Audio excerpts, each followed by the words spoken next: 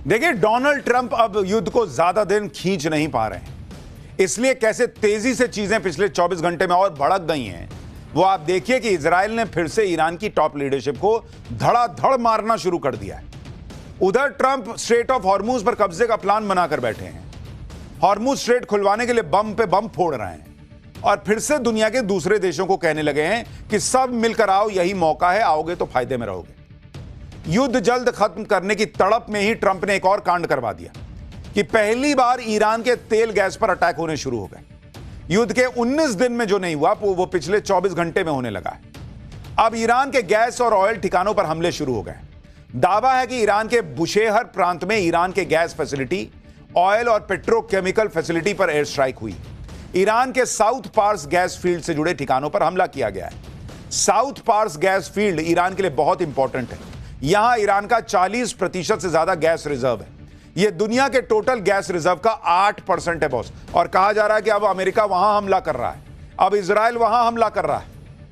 यानी Donald Trump को शायद यह लगने लगा है कि ईरान को लूट तो पाएंगे नहीं, कम से कम उसको इतना बर्बाद कर दो कि युद्ध तो रुके, वरना वो खुद लूट जाएंगे अमेरिका वाले। 19 दिन के युद्ध में ईरान के एनर्जी इंफ्रास्ट्रक्चर बचे हुए थे क्योंकि अमेरिका को बाद में उनको लूटना था, लेकिन अब उन पर हमले हो रहे हैं।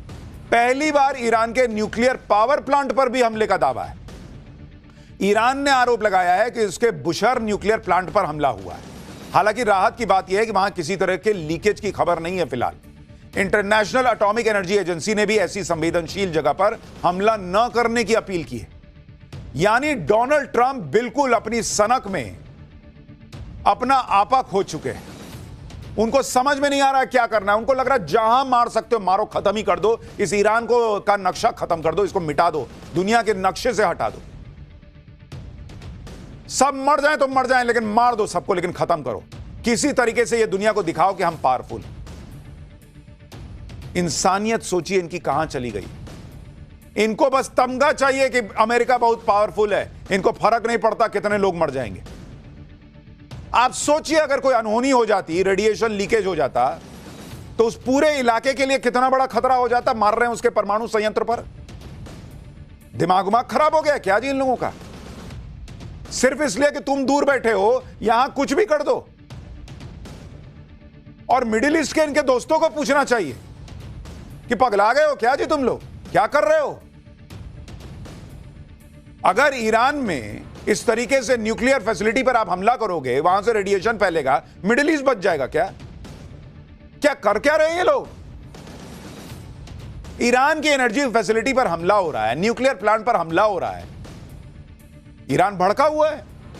ईरान ने सऊदी अरब, कतर, यूएई सबको तुरंत वार्निंग दे दी कि वो अपने पेट्रोकेमिकल फैसिलिटी को खाली करवा लें। ईरान की धमकी से मिडिल ईस्ट में खलबली मच गई है बॉस। कतर ने कहा कि इजराइल के इस तरह के हमले बहुत खतरनाक हैं। कतर ने कहा कि एनर्जी इंफ्रास्ट्रक्चर पर हमला ग्लोबल एनर्जी सिक्योरिटी के लिए खतरा है। कतर ने अहम ठिकानों पर हमला न करने की अपील की क्योंकि ईरान ने संकेत दे दिया कि तुम अपना पेट्रोकेमिकल का जो है हिस्सा खाली कर लो, हम मारेंगे। भाई उसका क्लियर हिसाब चल रहा, तुम मारोगे हम मारेंगे, तुम मारोगे हम मारेंगे, तुम 2 मारोगे हम 4 मारेंगे। तुम हमको मारना चाहते हो ना, खत्म करना चाहते हो, मारो, हम भी मरते मरते तुमको जितना मार सकते हैं मारेंगे। और डोनाल्ड ट्रंप कर क्या रहे भाई? पूरी दुनिया में ऑलरेडी तेल की कीमतें बढ़ रही हैं और आप जो है वो ऑयल रिजर्व और अब जो है वो गैस संयंत्र सब जगह पर अटैक कर रहे हो। अगर सब एक दूसरे के तेल गैस फोड़ने लग गए, दुनिया बचेगी बॉस, हाहाकार मच जाएगा। लेकिन ट्रंप को अपनी सनक में कोई फर्क ही नहीं पड़ रहा। ट्रंप को तो अभी इस बात की पड़ी है कि कैसे युद्ध निपट जाए, कैसे मैं हीरो साबित हो जाऊं। किसी तरीके से ईरान से सरेंडर करवा लो, चाहे उसको जमीन में धसोड़ दो, लोगों को मार दो, दुनिया को तबाह कर दो। और ट्रंप से यह हो नहीं पा रहा। हॉर्मुज स्ट्रेट खुलवाना ट्रंप की सबसे बड़ी चुनौती बनी हुई है और इसलिए ट्रंप फिर से दुनिया को कहने लगे हैं कि आओ मिलकर हॉर्मुज स्ट्रेट खुलवा देते हैं। ट्रंप ने आज सुबह उठते कह दिया कि ईरान में जो कुछ बचा है वो उसे खत्म कर देंगे, लेकिन सोचना तो उन सहयोगी देशों को है जो स्ट्रेट ऑफ हॉर्मुज खुलवाने के लिए कोई जवाब नहीं दे रहे। स्ट्रेट ऑफ हॉर्मुज तो अमेरिका इस्तेमाल नहीं करता, लेकिन जो देश इस्तेमाल करते हैं वो जल्द तैयार हो जाए। यानी ट्रंप कह रहे हैं कि हॉर्मुज स्ट्रेट जिसे इस्तेमाल करना है वो साथ आ जाए, अभी मौका है। साथ आ जाएंगे तो फायदे में रहेंगे। ये वही ट्रंप हैं जो कल तक कह रहे थे कि उन्हें किसी की जरूरत नहीं है, अमेरिका अकेले काफी है। मैंने आपको कहा ना कि इनका तार सटता है छूटता है, सटता है तो कहते हैं सब साथ आ जाओ, छूटता है तो कहते हैं भक्त मुझे किसी की जरूरत नहीं। क्योंकि अंदर अंदर बेइज्जती तो महसूस होती है कि कोई आ तो रहा नहीं है, और भर दुनिया में कह रखे हैं कि मेरे से आगे कोई टिकता नहीं है। तो जब बेइज्जती महसूस होती है कि कोई साथ नहीं आ रहा तो कहता है कि जाओ मुझे किसी की जरूरत नहीं। फिर कोई कान में आके कहता होगा कि सर कोई आ ही नहीं रहा है इतने के बाद भी, और हम अकेले तो कर नहीं पा रहे हैं। फिर एक घूंट पीते हैं बेइज्जती का, कहते हैं ना आओ ना जी आओ, फिर कोई नहीं आता, फिर कहते जाओ। बच्चा हो जी, बच्चा जैसा बिहेव कर रहे हो। दुनिया के सबसे बड़े देश के, सबसे ताकतवर देश माने जाने वाले देश के राष्ट्रपति हो भाई, बर्ताव तो वैसा करो। ट्रंप ने ईरान पर सब कुछ करके देख लिया, बड़े बड़े बम मार दिए, वहां की टॉप लीडरशिप उड़ा दी, लेकिन अब तो ईरान ने सरेंडर नहीं किया अभी तक। उल्टे ईरान ने स्ट्रेट ऑफ हॉर्मुज बंद करके ट्रंप की नींद उड़ा रखी है। ट्रंप ने हॉर्मुज को खुलवाने के लिए दुनिया से मदद मांगी, कोई नहीं आया। ट्रंप ने हॉर्मुज पर कब्जे के अपने प्लान पर नया काम शुरू किया। हॉर्मुज स्ट्रेट के पास अमेरिका ने 5000 पाउंड यानी करीब 2200 किलोग्राम के बंकर बस्टर बम फोड़ दिए। अमेरिका का दावा है कि उसने जिस टारगेट पर बंकर बस्टर बम गिराए हैं वहां पर ईरान ने अपनी एंटी शिप क्रूज मिसाइलों को छिपाकर तैनात किया था। ये क्रूज मिसाइलें अमेरिका और इजरायल के जहाजों के लिए खतरा बनी हुई थी। अमेरिकी सेंट्रल कमांड ने लिखा कि कुछ घंटे पहले अमेरिकी सेना ने हॉर्मुज स्ट्रेट के पास ईरान के तट पर स्थित ईरान के मजबूत मिसाइल ठिकानों पर 5000 पाउंड के कई डीप पेनिट्रेटर बमों का सफलतापूर्ण इस्तेमाल किया है।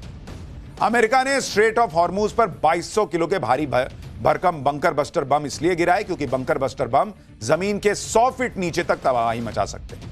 ये 22 फीट मोटी कंक्रीट की दीवार को तोड़ सकते हैं। अमेरिका हॉर्मुज में बंकर बस्टर बम कहां गिरा रहा है आप इस मैप के जरिए समझ सकते हैं। स्ट्रेट ऑफ हॉर्मुज में समंदर के एक किनारे ओमान है, एक तरफ यूएई है, दूसरी तरफ अकेला ईरान पड़ता है। स्ट्रेट ऑफ हॉर्मुज में इसी जगह पर जहां आप गोला देख रहे हैं वहीं पर कहा जा रहा है कि अमेरिका ने बंकर बस्टर बम को फोड़ा है। ट्रंप को लग रहा है कि बंकर बस्टर बम गिरा और स्ट्रेट ऑफ हॉर्मुज पर कब्जा कर लेंगे, वो ईरान को सरेंडर करवा देंगे। लेकिन ईरान के पास हॉर्मुज स्ट्रेट को कंट्रोल करने का एकमात्र जरिया सिर्फ उसकी क्रूज मिसाइलें थोड़ी हैं। ईरान इस इलाके से गुजरने वाले जहाजों को वाटर ड्रोन रॉकेट, सी माइंस, हाई स्पीड बोट्स और ड्रोन से भी टारगेट कर रहा है। और अगर अमेरिका को लगता है कि उन्होंने बंकर बस्टर बम फोड़ दिया, स्ट्रेट ऑफ हॉर्मुज खुल गया, तो अपने जहाज भेज के दिखाएं, अपने लोगों को भेज के दिखाएं। हवाबाजी से नहीं ना होगा बॉस। इसलिए ट्रंप नहीं चाहते कि स्ट्रेट ऑफ हॉर्मुज में अमेरिका अकेले घुसे। ट्रंप चाहते हैं कि बाकी सब देश भी साथ आ जाएं, लेकिन इसके लिए दूसरे देश तैयार नहीं है। आज ही जर्मनी के विदेश मंत्री ने कहा है कि अगर अमेरिका स्ट्रेट ऑफ हॉर्मुज को सिक्योर नहीं कर सकता तो फिर यूरोप की फोर्सेस भी तो नहीं कर सकती। जर्मनी के विदेश मंत्री ने कहा कि हमें ईरान और अरब देशों के साथ एग्रीमेंट करना चाहिए जिससे जहाज जा सके। उधर ईरान कह रहा है कि यह समुद्री रास्ता तो उसका है, वो अपने दुश्मनों को जाने नहीं देगा। ईरान के विदेश मंत्री ने कहा कि युद्ध के बाद सबसे पहला काम यह होगा कि हॉर्मुज स्ट्रेट से गुजरने के लिए ईरान नए नियम बनाएगा। भाई इन दोनों के चक्कर में दुनिया का क्या होगा आदमी सोच सोच के परेशान हो रहा है। और मैं आपको डे 1 से कह रहा हूं बॉस, 19 दिन हो गया आज, अलग अलग देशों में अलग अलग जगहों पर इंपैक्ट पड़ रहा है। खुद अमेरिका में महंगाई बढ़ गई है, मानने को तैयार नहीं है भाई साहब। ट्रंप के सामने मुसीबत यही है कि ईरान झुक नहीं रहा, सरेंडर नहीं करता। जितना ज्यादा ईरान लड़ता चला जा रहा है उतना ज्यादा ट्रंप के लिए मुसीबतें बढ़ रही हैं।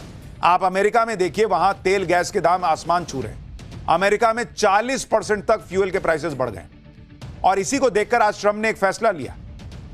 ट्रंप ने फ्यूल प्राइस की कीमतों को कम करने के लिए 100 साल पुराने जोन्स एक्ट में 60 दिन की छूट दे दी।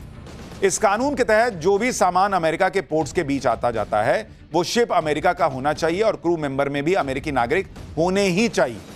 इस जोन्स एक्ट की वजह से सामान के ट्रांसपोर्ट में काफी वक्त लगता था, दाम बढ़ जाते थे। लेकिन अब ट्रंप ने इस कानून के तहत जो नियम है उसमें 60 दिन की छूट दे दी। क्यों दे दी भाई? क्योंकि आपको दिख रहा है कि आपके देश में महंगाई बढ़ रही है, इसलिए आपने इतने पुराने नियम में भी छूट दे दी। अपने यहां के लोगों की मजबूरी दिख रही है। हमारे यहां जो हो रहा है वो नहीं दिख रहा, दूसरे जगह हो रहा है वो नहीं दिख रहा। पाकिस्तान इनके तलवे चाटते रह गया, आज वहां लॉकडाउन लगा हुआ है, इनको नहीं दिखता है। इनफैक्ट पाकिस्तान को तो आज बहुत गंदा ठोक दिए हैं ये लोग, अभी बताऊंगा आगे। ट्रंप को मजबूरी में ये सब करना पड़ रहा है, वो दिखा रहे हैं, क्योंकि हर मामले के एक्सपर्ट बनते थे, लेकिन ईरान के मामले में ऐसा फंस गए कि लोग मजाक उड़ा रहे हैं। भाई ट्रंप कितने बड़े लफ्फाज हैं, कितना लंबा लंबा फेंकते हैं। उनका एक वीडियो वायरल हो रहा है। ये भाई साहब हर चीज के एक्सपर्ट हैं। भाई साहब ये लिस्ट लंबी है। ये आदमी इतना बड़ा लफ्फाज है कि ये हर चीज में इनकी लाइन है कि मुझसे बेहतर कोई नहीं जानता। वो क्या राजपाल यादव का सीन है ना कि मैं सब जानता हूं सर। ये भाई साहब वही है, मैं सब जानता हूं, मुझसे बेहतर कोई नहीं जानता। इसी लफ्फाजी के चक्कर में इन्होंने दुनिया को फंसा दिया। इसी लफ्फाजी ने ट्रंप से ईरान युद्ध करवा दिया, क्योंकि इनको लगता है मैं सब जानता हूं, और अब फंस गए। लेकिन फंस गए तो ये नहीं जानते कि इससे निकलना कैसे है। अपनी खींच मिटाने के लिए ट्रंप ने सारे हथियार निकाल लिए। हार्मुज पे बर्म गिरा के देख लिया, ईरान की टॉप लीडरशिप मार के देख ली। क्या हुआ? युद्ध खत्म हुआ। कल ही इजराइल ने ईरान के national security chief Ali Larijani को ढेर कर दिया। आज इजराइल ने ईरान के इंटेलिजेंस मिनिस्टर को मार दिया। इजराइल ने बताया कि पिछली रात उसने एयर स्ट्राइक में इंटेलिजेंस मिनिस्टर इस्माइल खतीब को खत्म कर दिया है। साल 2021 में इस्माइल खतीब ईरान के इंटेलिजेंस मिनिस्टर बने थे। खतीब ईरान की मिनिस्ट्री ऑफ इंटेलिजेंस को संभाल रहे थे।